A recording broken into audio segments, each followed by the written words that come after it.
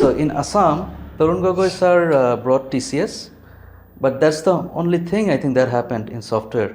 Specifically, we have that trade route that was gifted by Tarun Gogoi sir, so we can use that trade route for all these exports and all. Gaurav Gogoi is the face that young generation is looking for. Young generation, people like us, look at the impact that Gaurav Gogoi has brought. He's a progressive guy. He has been talking about progress and growth and employment and all these things. He never shouts at anyone. He never talked bad about Himanto. Rakibul Hussain Sahab, he has been trying hard to make it a point in Parliament to make the issue a national issue, and trying to get funding from central government to come up with a permanent plan. When you came back, what was the first thing that did strike your mind? People don't care what Himanta Biswa Sharma says. Assam right now has a major issue of unemployment. Drug addiction has increased due to unemployment. In a lot of places you can see that theft and this dacoity and all, they have increased. Crime. Even in Guwahati. Even in Guwahati, yeah. So they have only one agenda, that is this Bangladeshi and Mia and all. We are in this generation talking in 2026 when people have reached Mars, and we are still talking about petty religious, not religion actually. Because now what we have seen is that people are afraid to talk about religion. At Assam, we have BJP government. So, I mean, why the hell they don't push them out? But Himanta Biswa Sharma has never talked about any of this. How to generate employment, he never talked about those. So, previously we used to say Mia baby Raji to kya karega kaji. It was like a phrase that we used to use. If somebody calls me Mia, then how does it matter to me? I mean, okay, if I'm Mia, I'm just doing my job. নমস্কাৰ সকলোকে স্বাগতম জনাইছো talk with প্ৰীতিৰ আন এটি political পডকাষ্টলৈ। সমগ্ৰ অসমতে এতিয়া ইমূৰৰ পৰা সিমূৰলৈ কেৱল ৰাজনীতিৰ গৰম বতাহ। কিন্তু কিছু ব্যক্তি ৰাজনীতিত জড়িত হোৱাৰ বহু আগৰে পৰাই জড়িত হৈ থাকে সমাজনীতিৰ সৈতে। আমাৰ যিগৰাকী আজি অতিথি, তেখেত এগৰাকী খুব বিশেষ আমাৰ বাবে অতিথি, কাৰণ তেখেতক আমাৰ সুধিবলগীয়া বহুত কথা আছে। একেবাৰে চৰ অঞ্চলৰ পৰা তেখেতৰ পিতৃ ওলাই গ'ল, তাৰপিছত তেখেতে খুব ধুনীয়াকৈ অধ্যয়ন কৰি মেলি তেখেতে আমেৰিকাত বহুত বছৰ আছিলে, বহুত দিন তেওঁ চাকৰি কৰিলে, আৰু তাৰপিছত তেওঁ আকৌ ঘূৰি আহিলে অসমলৈ। আপোনালোকে নিশ্চয় অলপকৈ ধৰিব পাৰিছে আমিনো কাৰ কথা ক'ব বিচাৰিছো। আমি মহিবুৰ ৰহমান ডাঙৰীয়াৰ সৈতে কথা ক'ব বিচাৰিছো। প্ৰথমতে আপোনাক স্বাগতম জনাইছো। And the very onset, I would like to ask you this same question. Like, you were working in America for so long, your father did a lot of hard work, which we have already known. Then after going to America and being settled there, almost settled, you decided to come back, and it's been so many years now that you are here. Why? But first, please, why? Okay, so let me first thank you for inviting me on this show. I've been following your work quite closely and must admit that you have been doing a wonderful job. Thank you so much. So the thing is, I have been away from home for quite some time. I did my matriculation in 1996, then came to Cotton College, then from there I went to Jamshedpur, then joined TCS through campus interview. So almost for 20 years I was away from home. And in USA, although life is easy, but you miss a lot of things, and I'm from a family which actually dedicated, as a family we dedicated a lot of things to society. We did a lot of things for the society in our own capacity. So I needed to come back so that I can serve the society as well, because the upbringing that I had, it always told me that if I live my life for myself alone, then that life actually has no value. So I came back, then in 2015 end actually I came back, then joined active politics, did the campaign for my dad in 2016. So then I'm working for Congress quite actively for 10 years. So to answer your question why, it's because I needed to come back. I always had a plan to come back. because living and dying there would not have any meaning for my life. That's my perspective. So I had to come back. Now, when you came back, like when we are away for a lot of time, like for a long time, from your place, from the place where you were, you went to school, and then after that going to such a far away place, living there for so long, coming back and then serving your people. When you came back first, 10 years back, I'm talking about 10 years back, when you came back, what was the first thing that did strike your mind? Okay, the thing when is... you came back, after the comeback, I'm saying. Okay.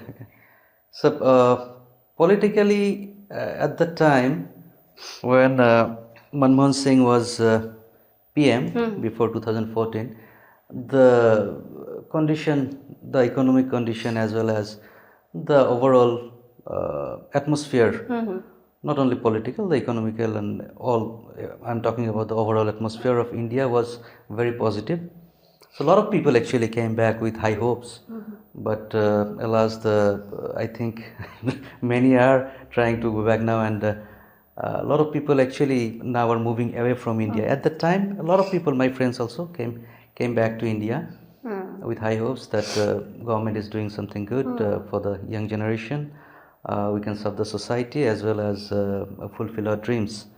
So politically, at that time when I came back, I had high hopes. I still have hopes, but the situation is not very conducive for growth now, for overall growth of young generation.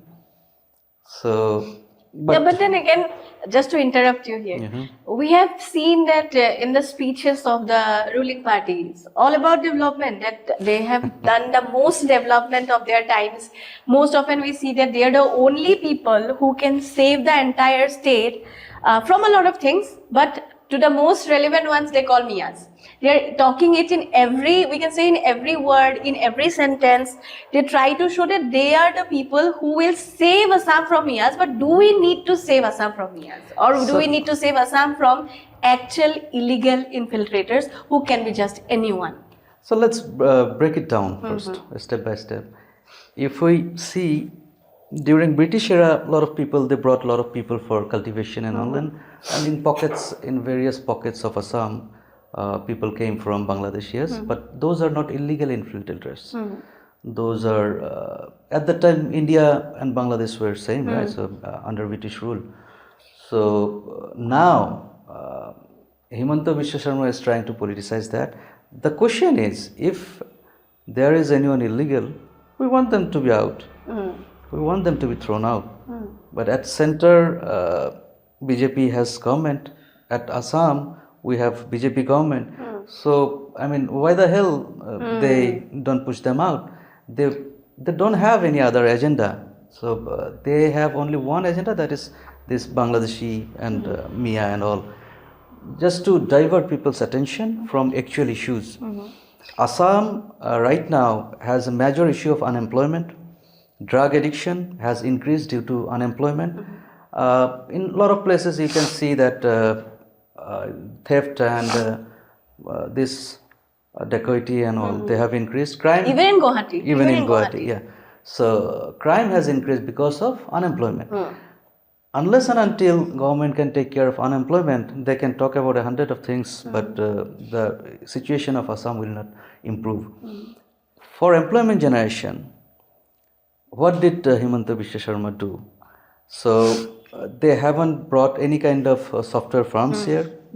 I'm talking about software because if you look at Bangalore, once upon a time it was a tiny city, not a city even, a town, then it grew exponentially because of software. So in Assam, Tarun Gogoi sir brought TCS, but that's the only thing I think that happened in software. And if we talk about other industries, we don't have any industries. We have to have industries that can utilize our local resources.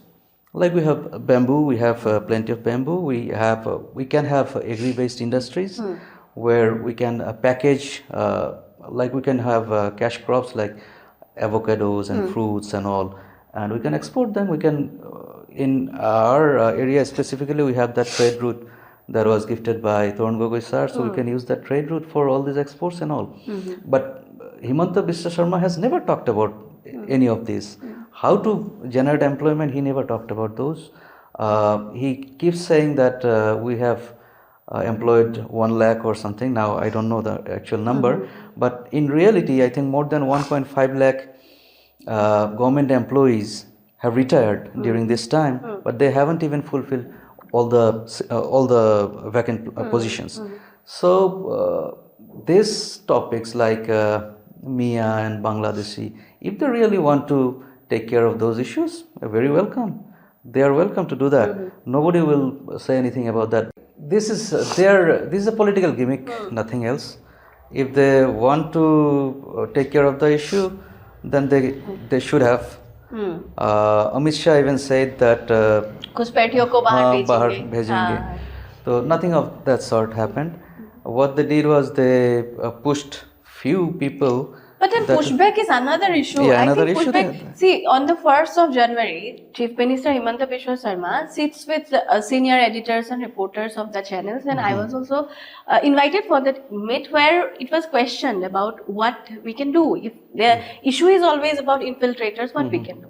The answer that we got from him was a little bit absurd if you think it a little bit more intellectually or maybe in depth, in easy words.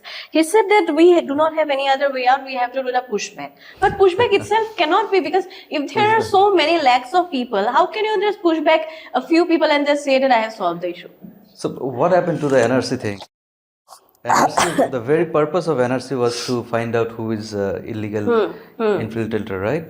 So nothing. It's a waste paper now. Yeah, waste paper, and they wasted, I think, more than 1,600. Yeah, it's public money. Public money. They could have done something good with that money. Some industries, or maybe they could have the erosion problem. They could have taken care of some of the erosion problem. So See, talking to you before you actually came in, two things did strike my mind. I was watching your previous podcast, I was watching your interviews, and I was thinking that, yeah, politics was like this previously. Like even if you are a gentleman who talks nicely to people, you could be a politician. But now what the narrative has been set is that you have to speak badly about another person, and maybe with a bad mouth you can win the entire situation, even by hiding everything that is need to be talked about. What have you said? Because your father was also into politics, your grandfather was also into politics. They were some people who were actually making a lot of they were important for the society. They are still important. So what do you have to say about today's politics that you are seeing? Because you are also very, whatever I have known, a soft-spoken person. Got your point. So what would you have to say about these days? The thing is, although I have to agree to your thought, but that's not necessarily true all the time. Look at the impact that Gaurav Gogoi has brought. He's a progressive guy. He has been talking about progress and growth and employment and all these things. He never shouts at anyone. He never talked bad about Himanta. Yes, of course, he's puts up the arguments, definitely. Puts up the argument, and I mean, we have to talk about Himanta Biswa's corruption and all, but never badmouth him or something like that. So he's the face that the young generation is looking for. Gaurav Gogoi is the face that young generation is looking for. Young generation, people like us, although I'm 45, I won't call myself very young. No, you are definitely very young, come on. So, but I talk to a lot of guys, a lot of young people. They want progress in the society. They don't want this Hindu-Muslim kind of politics. They don't want any kind of bad-mouthing people or talking bad about people. They want true progress in the society. They want employment. They want good educational institutes. They want good healthcare. And most importantly, they want employment. And they have found that hope in Gaurav Gogoi. And he has won 3 times as an MP, and this time the generation, not only the young generation, of course the whole of Assam is looking up to him to be the next CM and make some real change in the society. So to coming back to your point, it's not bad mouthing is not necessary all the time. People nowadays are smart enough. They don't like Not buying into this talking bad about other people and all. People actually kind of rejected that kind of politics, and nowadays people are more into politics of progress. The mindset has to be progressive. I mean, yeah, the progress or changes cannot happen overnight, but your mindset has to be that you have to, or you are trying to make a change. What Himanta Biswa Sharma is doing, he doesn't even talk about progress, doesn't even talk about any kind of industrialization, he doesn't even talk about employment. What he does all the time is like a British Raj, he tries to divide the society, and so divide and rule is his only propaganda machine that he has. So no, people don't like it. So that's. But why again, people reject it. talking about the divide and rule politics, or maybe one political party being inclined towards one religion. When we talk about that, we have to talk about Mankachar, where we have seen AIUDF has also played an active role. So how do you think or look at AIUDF as a party, or Aminul Islam particularly? I'll have to ask that, because you are going to stand for those people. They have also maybe once trusted and thought about that maybe this person can. Well, AIDF in our constituency, AIDF was never very strong. In 2016, if you see, we defeated AIDF by a margin of more than, I think it was a triangular fight, and we defeated AIDF by more than 5,000 votes. Before that, AIDF was never in power in Mankachar. In 2021, the gap would have been wider, the margin would have been wider, but due to certain circumstances, the seat was given to AIDF, and thus our Congressy people made him win, right? It's not. So AIDF was never strong there, and the result was very much visible in MP election. We got Congress got more than 1,25,000. Yeah, we saw a big margin actually. Big margin there. So we got around 1,64,000 votes, and AIDF got only, I think, 36 or something votes. So which shows the kind of popularity that Aminul Islam has. So talking to you again, also I'll have to ask that we have studied about your father as well. You have come back to Assam and then worked with your people for long years now. Now it's been 10 years, it's a long span of time. But when you went out, we'll have to talk about that also. See, this can be a dream of a lot of people who have stayed in very remote places. Like we have known that your father, you were in a chore area, and then he had to come out. He worked for the people. He was a doctor there. He served the people of the place. So how difficult was it for the entire family? Because even now, what we see, the political narrative is being said is that if you are a Muslim person, if you are from a charred area, you have to study, you have to be a Maulavi, and then you cannot be anything else. But only if you want to be someone, you have to vote for BJP. Is it like that? So it was a tough journey for my dad. Just wanted to explain that a little bit. So yeah, he was from a remote shore called Dewaner Alga. Oh, yeah. Which from mainland it's around at least 1.5 hours of boat journey. So there was no proper schooling at that time in the Chor area, so he had to stay in someone else's house to study. So from very childhood. So after that he came to he was also from Cotton College, so he studied in Cotton College, then went to medical college. So yeah, from Chor area there was no motor boats at that time. So there was only boats with the sails. So it took around 24 hours for him to go from Chor to Dhubri, and from Dhubri there was a train. So he took a train to Guwahati. So he had to undergo a lot of challenges. But I think it was challenging for all the people at that time. At that time, traveling was not very convenient, and there were a lot of issues. But It's God's grace and his hard work that he was able to do his medical, then did his MD, then served the people for I think more than 35 years. Then he joined active politics. Actually, he was pulled by people to join politics. So then he joined. Then first time he lost by meager margin. Actually, what happened was we didn't know about that last two nights game. Last night's game. Last night's game. Whatever we say. So we thought, yeah, everything is hunky dory. Do you think this time it will make an impact? Because definitely we have seen on ground also we have seen that the parties are trying very hard to get elected. But again, the last night's game is mostly very much of powerful, wealthy people. So when we talk about powerful, wealthy people, we know who we are talking about. No, yeah, I know. So yeah, that's their last resort, and they will try to use that to get the seats. But people are smart enough nowadays. People know that the money that will be distributed, that's not their money. They are using money that has been looted from people to buy their votes. So it's kind of a way that I'm taking this money now for 5 years.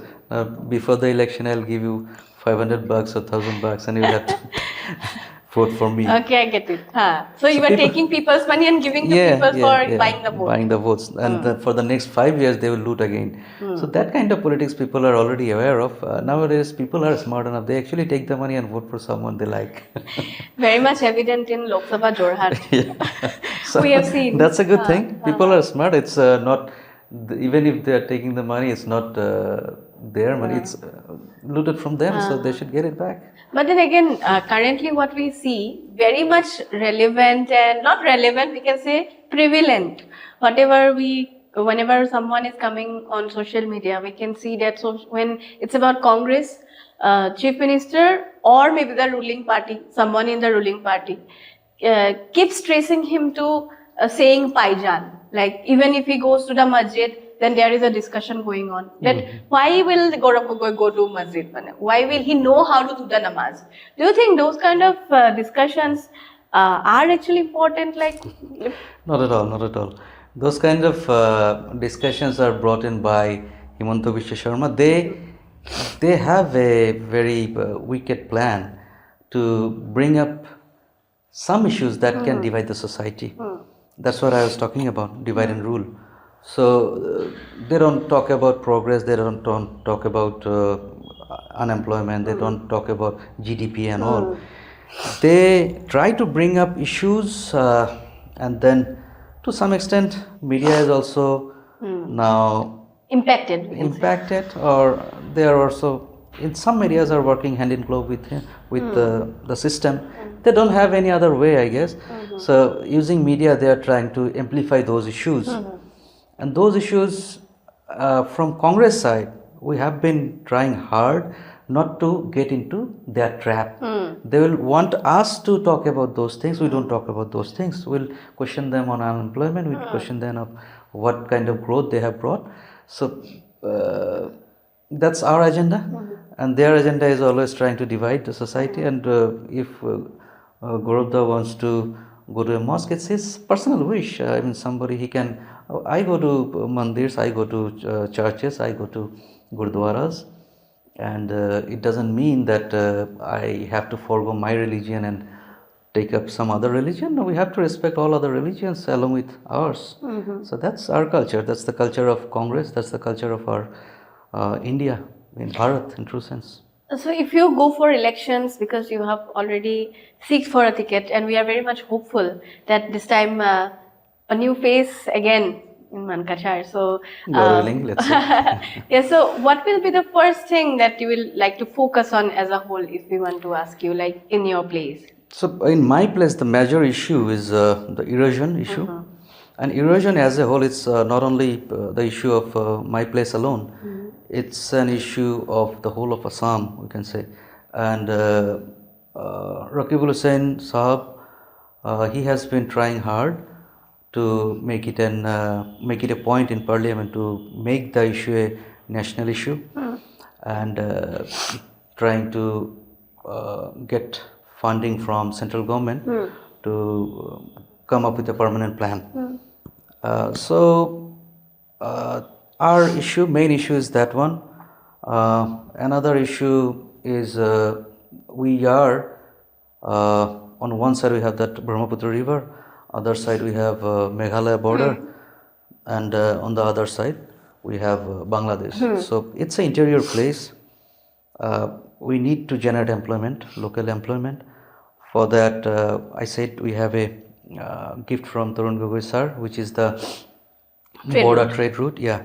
So we need to find out ways to make that a trade route useful. I mean, Bangladesh needs a lot of things. They have a huge population, and although they have population, they have less land. So maybe there are items, a lot of items that we can grow, agri items that we can grow in our area, and we can export to them. So that is one way, and we have been feeding the fish, the vegetable, and all those things are going to Meghalaya from our area. So we have to find a structured way of doing organic cultivation. Then we have this kaju factories. So we have a lot of things. We have tea that we can export through that path to Bangladesh. So other kind of industries that we can grow, maybe some food packaging units. If you know, Meghalaya has been doing some real initiative in that, and we can have dairy farms, we can have poultry. Poultry is very much a thriving business in the Barak Valley, you know that. Like we have that milk dairy farming in pockets here, but dairy farming we can do there. Our people are very hardworking people. If you give them some opportunities, if you support them, then they can really thrive. So I have to find ways to first make the employment happen. Once employment is there, then a lot of issues are automatically gone. Then healthcare is another issue. Healthcare, when dad was a MLA at the time, he actually first proposed that South Salmara Mankachar for a district, and people laughed at him at the time. They said that how come one tiny area being a district? Yeah. And then Tarun Gogoi sir and Rakubul sir helped a lot with their help and guidance and Abba's perseverance. The district was possible. So after that, a lot of offices and the growth automatically happened. It was a change in dimension of growth for our place. So recently there's a huge tussle going on between Javed Islam and Aminul for the HM Road. HM Road recently it was included in the ASSAM Mala 3. So there's a tussle going on who will cut the ribbon for that. So that's the talk of the town in our Mankachar area now. Just if you inquire, then you'll know. Okay. So that road actually was my grandfather built that road first when he was MLA from 1952 to 62. My maternal grandfather. Then now this tussle is going on. So I want to say here on this podcast that if we really need to give credit for the HM Road widening and all, then I think the credit should go to Tarun Gogoi sir, because he gifted us that district. And every district's one major road is included under Assam Mala. So if he didn't give the district, then the HM Road would not have happened. Yeah. So I'm just adding one more angle. Sure. One more angle to two people already in the tussle. Okay.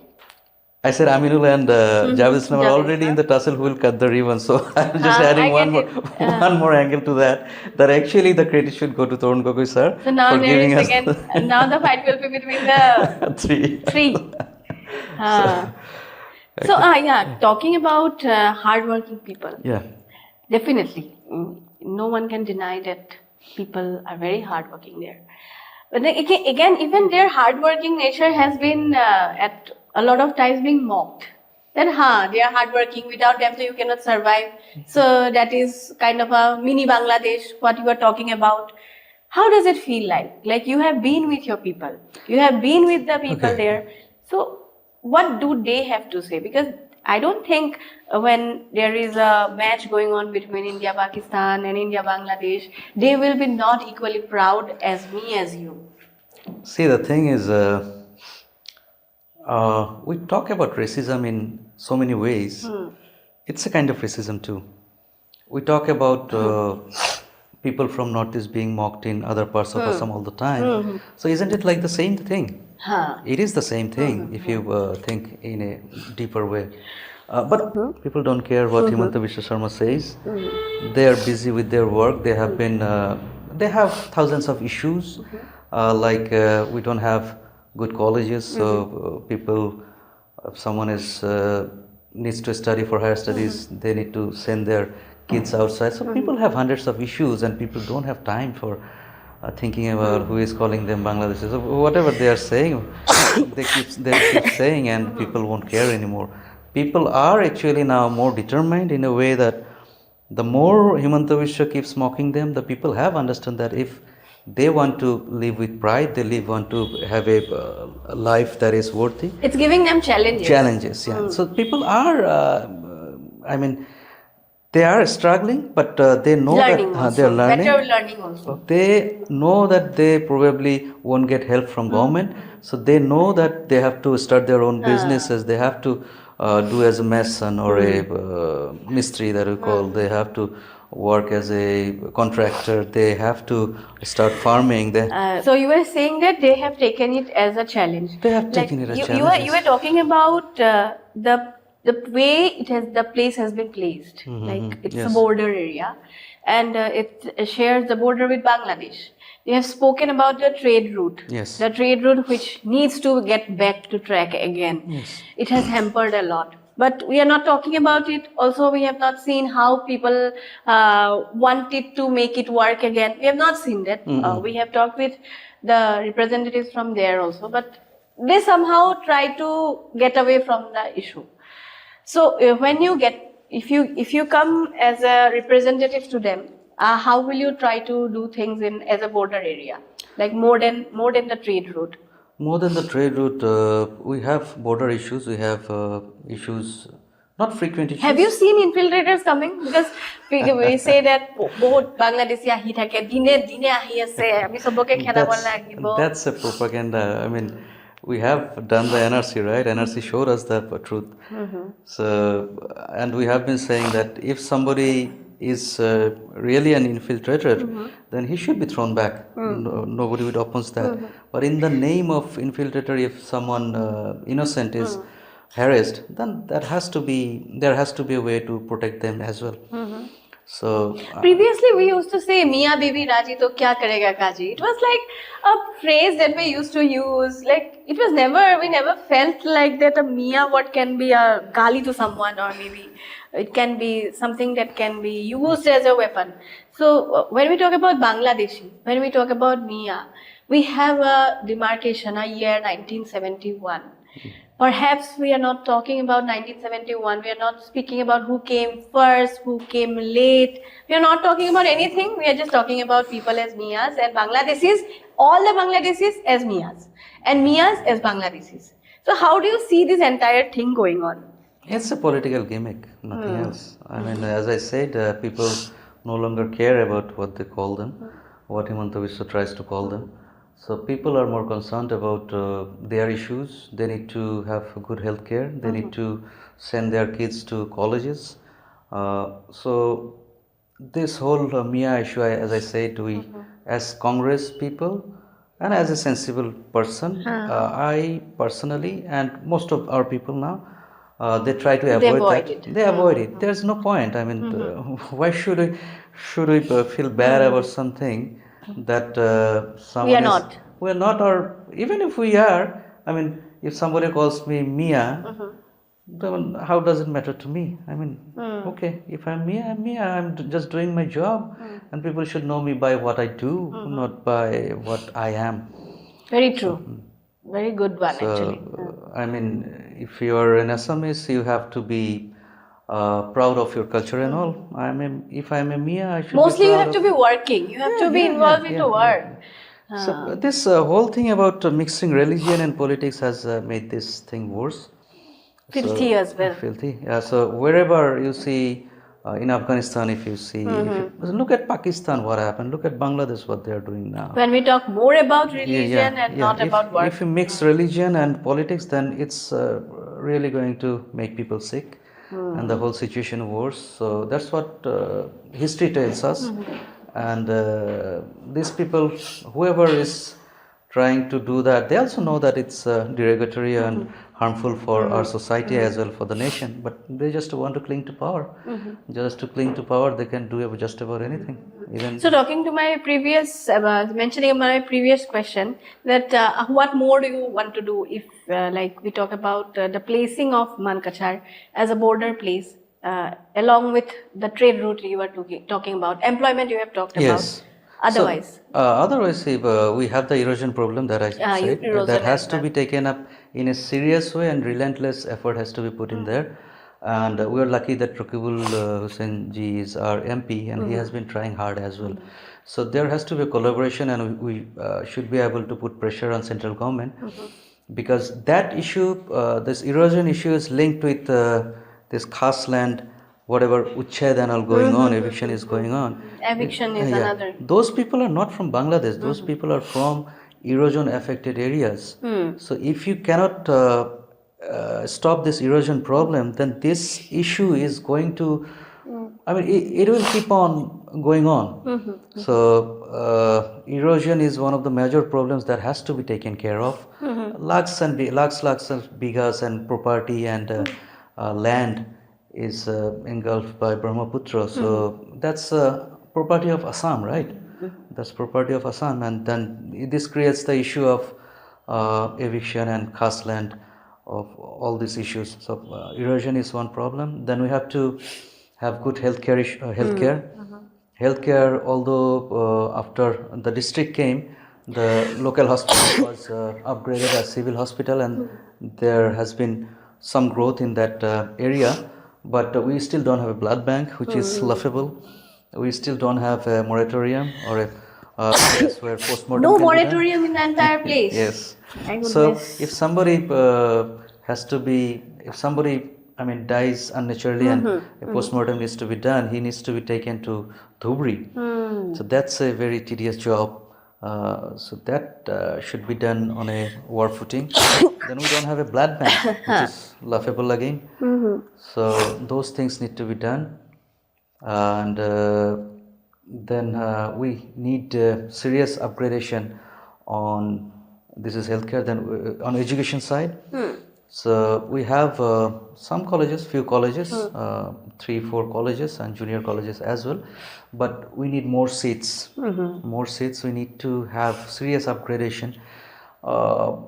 We would probably demand not a university, at least a college like BN College of Dhubri, a college where people can reside, people can study, and number of seats needs to be increased. So those things need to be done. Even for claiming what is their own rights, education is the basic thing that they need to have. Maybe a lot of people today would not have been what they are, like your father, you, taking all the examples. Maybe if someday someone would have not dreamt it big, today this would not have been someone sitting here and talking about how to bring the change in his place, which is a remote place, but again, it is growing and you want to make more development to it. Yeah, it's growing. People are hardworking. We have resources. Why should I sit back and watch it die? We should work hard to make it work. We should work hard to keep the growth momentum going. Talking about the larger politics, because as an individual we cannot grow. Perhaps all together we can make a change. Talking about the bigger politics, you have talked about Gaurav Gogoi as a leader. Yes. What change have you seen? Because again, I'll have to mention, being a person for so long you have been related to Congress, and then now Gaurav Gogoi taking the lead And every time he has been dragged here and there by the ruling party for various topics. And he's still there, standing tall and trying to lead the people of the opposition all together, even the alliance members as well. So how do you see him as a opposition leader, or maybe the president of APCC? Oh, he's a great personality. He has been doing great. Not only the way he represented the opposition in parliament, but on the ground as well. If you see during last Lok Sabha election, the whole of BJP actually they put in a lot of money as well as muscle power and everything to defeat him. But he came victorious. He has the blessing of Uparwala. He has the blessing of God, because God wants Assam to be saved, I guess. So maybe, but through him we will see some changes definitely. And he has already proven himself. Nothing more to prove. Young leaders, we can see all young leaders. Gaurav Gogoi, again, a very young person. Now you are coming out. More young people have come out this time. Yes. For elections. And someone who has seen more than what the country has seen in a lot of contexts. Because you have been for 15 years outside India. You have seen how things go there also. Then choosing to come back and work for own people, it's really commendable. Like, not everyone can have the courage that after having a good life, we feel like sometimes, because politics is all about what we have seen is whatever I said, bad mouthing and into a lot of trolls. People won't like what you say. One time you are favoring someone or speaking for someone, the other party will be offended. Yes. So being always on target, accepting everything and still saying that no, I'll go back to Mankachar, I'll go back to my people, is a really thing that should be appreciated. So thanks for that. Actually, Gaurav Gogoi, I think he has influenced a lot of people, like me. He also had a good life. He was comfortable where he was. Then he came back into, I won't call this a filth, but certain things are filthy. But then again, if we, the people of Assam, don't take up the challenge, people from outside won't make the change, right? We have to change our society. As you see, he has done that quite well. He has been bringing up the issues in parliament quite well. Now he has been taking the lead to throw away BJP and the corruption of BJP, Himanta Biswa Sharma. So we must support him. He should get support. And if we just sit back and keep saying that politics is filthy, then who is going to clean it up? But these days, new generation is not very much interested. But I mean, not new generation. I would want to say people who are students who are still studying. They mostly feel like, this is not our game. Whatever we have come from the ground and seen, that no, we are not interested in politics. But somehow when we grow up, we feel that no, like if we want to clear the mud, we have to get into the kitchen. Yes. Kitchen mein uttar ke we can just clean up the kitchen. So we have to take up the challenge. I mean, otherwise we cannot just see our Assam to be destroyed like this. Our economy is completely destroyed. Unemployment is at the peak. Corruption has, grown to a level where corruption is legalized in a way that government uses tenders in such a way that corruption is already included in the tenders. I get it. We all get it what we are saying. So, beneficiaries and tenders, everything.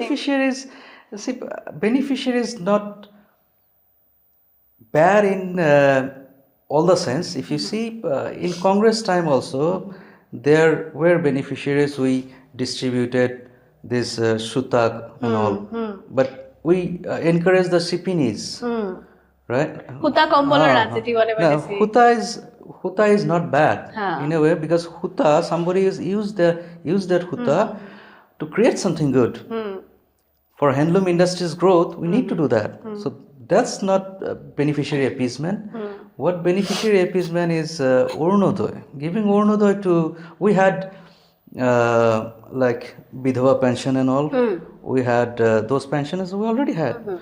we distributed laptops for Students. and all. And then I think before that there were cycles were given to students and all. So those schemes were there. Then what Himanta Biswa did was he started giving out scooters. The scooter is a scam thing. Because I don't see any student who are riding on those scooters. I see their parents or, or their other relatives. No, because parents will go for vote, na? So it's a scam thing, and I think you already know that the company that was given, the amount of money that was charged, it was overcharged and all. So all these things are happening. So as I said, corruption is inbuilt nowadays, imbibed into the system in such a way. See, talking about beneficiaries, one more thing, two things actually. One was about something. I'll come back again. I cannot recollect now. We were talking and I just thought, I thought that I'll ask this also. So I'll come back to that question. But talking about beneficiaries, we have seen that in certain places, people are not getting the benefits of whatever schemes the government is saying that they are giving because they are not BJP supporters. So what is the scene there in Mankachar? Are they getting, or like are they looking for it? Are they participating, not participating, or they're not getting at all? Like how is it? See, if you look at the whole, just take the example of Arunodaya. There are a lot of people who genuinely would benefit from that Arunodaya thing. Vidhava people who are really poor. But in true sense, if you see, a lot of people who are well off, they are getting Arunodaya instead of people who are actually needy. So, yes, in certain ways, the people in every ward or in GP, they have created a team with BJP people and some other people, and whatever they say, that is the final word. So what they say is they see their vote bank and just, it's a vote bank politics. It has turned into a vote bank politics. So that's a tasty thing. We should, I think, talk about this thing here. If you look at Bhutan, I went to Bhutan once with my younger brother. We stayed in Thimphu. What I like there is they have education free, they have healthcare free, and they lead a very simple life, no corruption, much corruption. They are happy with what they have. Education is free. If somebody needs to go to other countries for higher education, then government supports that, and healthcare is free. So that's what I think India was meant to be, right? Here on paper education is free, but in true sense we have schools like Bandia and all where people need to pay lakhs of rupees, and the government schools are in a shitty state. So the government schools need to be improved, the government hospitals need to be improved, and the amount of tax that they are collecting from us, that should be more than sufficient to support those institutes. But healthcare and education, those two are the major things that government should take care of. So one more thing that I wanted to ask, which I said I could not recollect at that moment, was that suppose one person has a lot of capability, he has a lot of talent. Maybe he can also think about going somewhere into a foreign country and work for quite some time. But that person has been given everything at home. You sit, you are being given a particular amount of money, you have ration, you have everything. Abhi chawal le lo, dali le lo, tel le lo, sit down, do not need to work, namak bhi le lo, scooter chahiye le lo. You sit down and just do not have to work for anything. Will that person still be getting the goal he otherwise could have got? Yeah, that's crippling the society. Those kind of beneficiary programs actually is crippling the society. Certain people may genuinely need those, so that's governments should look into that. But unless and until government generates employment, then the situation will not improve. Gradually, I think more people will tend to get into this habit of Arunodaya and all. Unless employment is generated, the situation is going to get worse. This kind of Ornodoy and all, these are not going to get people out of poverty. The poverty will increase with these things. So because they will be more dependent. Yes, more dependent. Once you stop, they are striving. Yes. So government probably wants that. That's what To make them dependent. Make them dependent. Because otherwise, if they are already paying 10,000 rupees per woman, like in a village area, you give them a job, maybe then give them 10,000 rupees. That could also have been done. Yes. But giving a job will also give the next government the opportunity to pay them, even if the government is not willing to give the scheme. But now it's like, if you want to get the scheme, if you want to get the 10,000, then you have to vote for us. Otherwise, the next government might not give you the 10,000. So here, just wanted to cite another example. Recently, I went to Tripura. They are going big into pig farming. So government is supporting farmers. They are going big into that. So because I think you already know that from Haryana and all, from North India, although they don't consume pork, they are actually they are trading. they are trading in pork. So in Assam also, When the most consumption is in this state, like people from outside come here for that only. So why not Assam can do something like that? Not only pig is just an example. I'm saying fish, pig, dairy, all those things. We have that.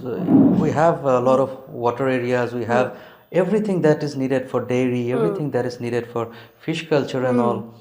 The amount of effort that should have been put, or the importance that should have been put, is lacking. That's what I think. So government needs to.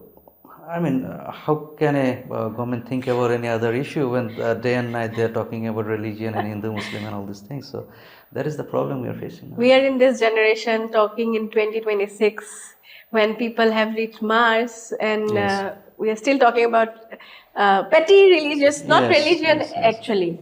Because now what we have seen is that people are afraid to talk about religion. They feel like, I will be inclined to a party. I will be forcefully said that no, if you are worshipping Allah, then you have to be of this party.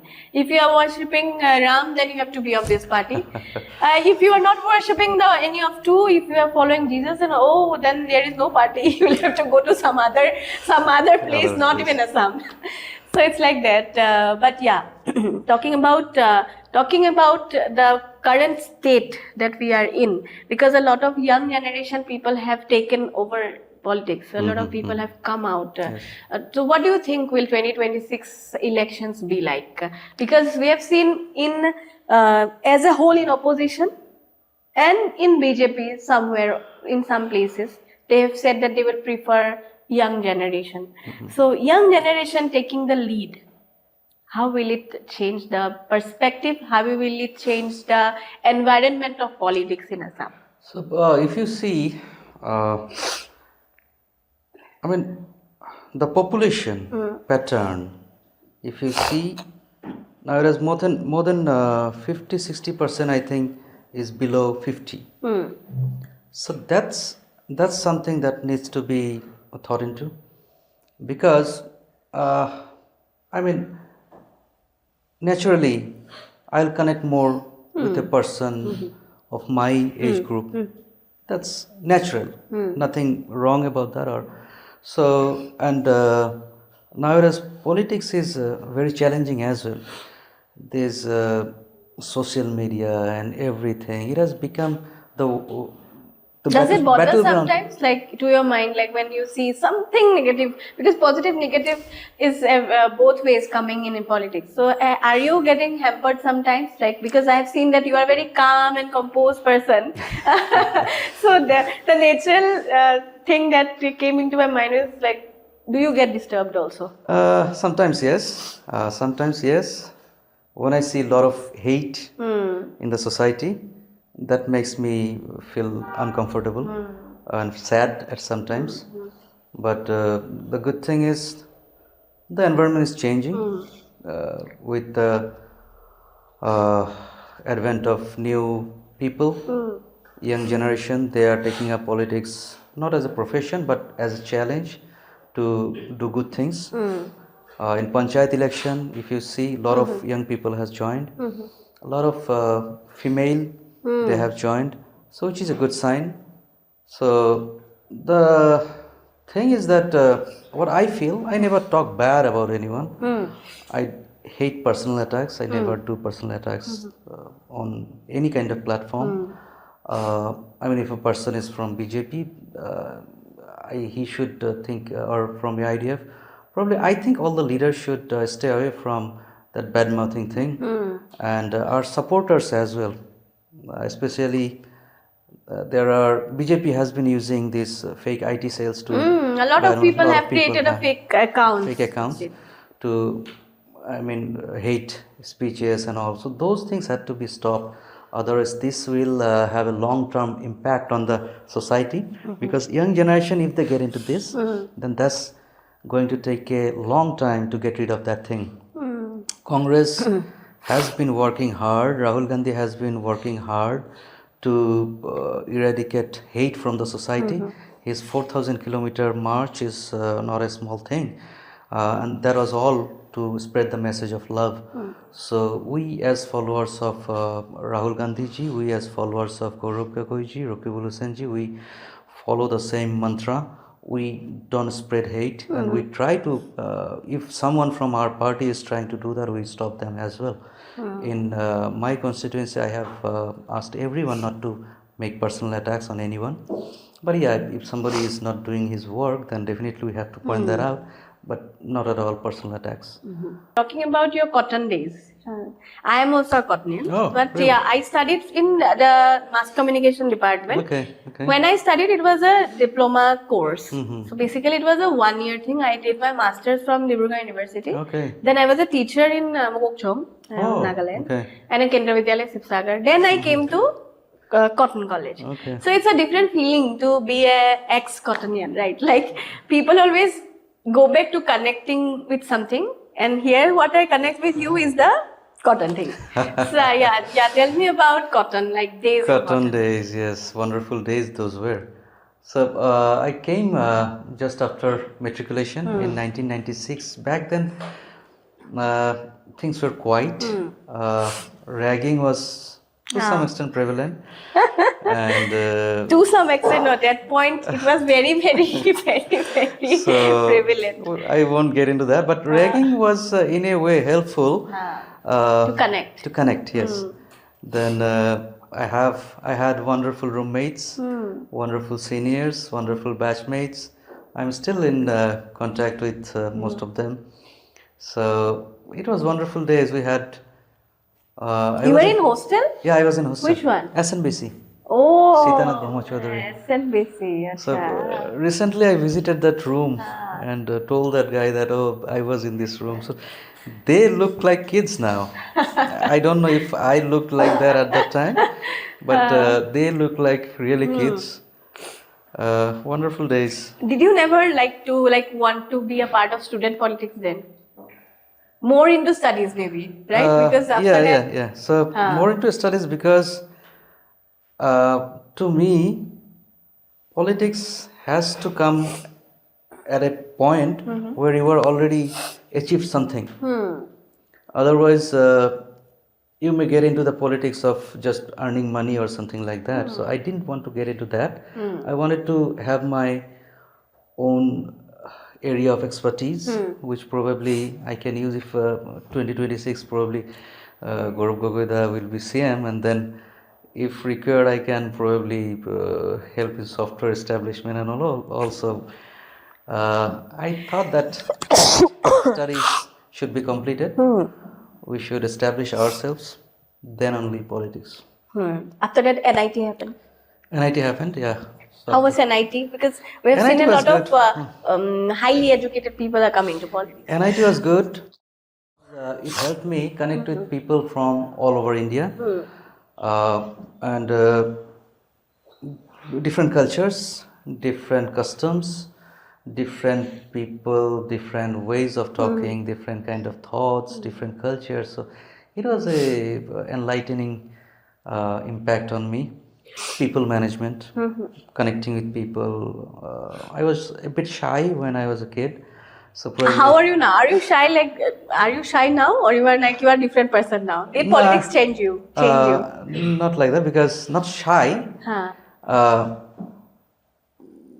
but I don't like to get into other people's personal area. Okay. Okay, so Minding my own business kind of a thing. not in politics. I have to connect with people and Huh. all, but I try to.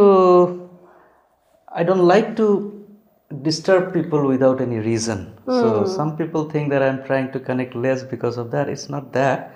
That's my nature. If I really need help or need to connect, then I connect. Uh, Otherwise, you can see people. Some people, moving around to Himanta Bisha all the time and all. So that kind of politics I don't like much, because I think that if I work hard on the field, that will show up. So it has shown up actually. So people now see the work I did, I still doing.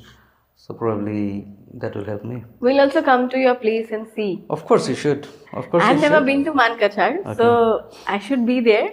And course. we will also like to connect with the people there and then talk. It is always nice to actually connect. Assam is such a beautiful place to be. Yes. Like from each corner, we have different kinds of cultures Culture, and tribes people, yeah. and everything. Different. I'm very much a proud Assamese, very much, and everyone actually. Yes, Definitely, yes, your muffler itself says that. No, I liked it. I liked the color and the imprint on this. A traditional muffler is always nice Yes, one. and I have a number of those, but of late I have been using this one. This one I like the red color. It's vibrant. I think it's from the Karbi tribe, as far as my knowledge is concerned, because it's quite similar. Tribes and cultures in Assam are quite similar. Similar, yes. In a little bit of distance, it just changes to something else. So, yeah, I hope I'm correct. If we are not correct, we'll edit and cut this off. But yeah, very nice talking to you. Although if somebody gets a sneezing sound, then we tried hard to edit it. So somewhere you might still get it, because even sir was busy, you were busy. So I was also having a tight schedule because of elections. Yeah. And Everybody does now. and you'll have to go back to the constituency and Yes. work for the people, be with the people. In the coming times, we'll again connect. Definitely. We'll talk about more things, because with more responsibilities, we'll have more things to talk about. And I hope responsibilities come to you that way. God willing. So, yeah, thank you so much for being Thank with you us. for inviting me here. It was wonderful talking to you. With all the sneezes. And hopefully people will like and connect to what I say. Yeah. Thank you. Thank you so much.